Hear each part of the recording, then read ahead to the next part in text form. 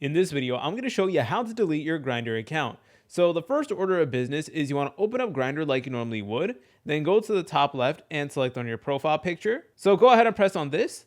Then scroll down and select over here where it says settings. And over here, you're going to see this option that says deactivate, and you're able to go ahead and press on it. And then from there, you're able to go ahead and select on delete account. So you guys could either log out or just completely delete it. And it's 100% up to you. So then you just want to determine why you actually wanted to delete it. So it's going to ask you whether the app is not functioning properly, whether you're not happy with your experience, whether you're in a relationship, etc. That's 100% up to you. You want to select on it, and then it is going to give you the option to delete it. So you're absolutely able to do that. Or what you could also do is you can go ahead and simply log out of Grindr and then uninstall the Grindr app. And if you ever need it in the future, you could just reinstall Grindr, log back in, and you're good to go. So once again, that is 100% up to personal preference. But if you guys found this video helpful, make sure to leave a like, subscribe. I'll see you in the next video.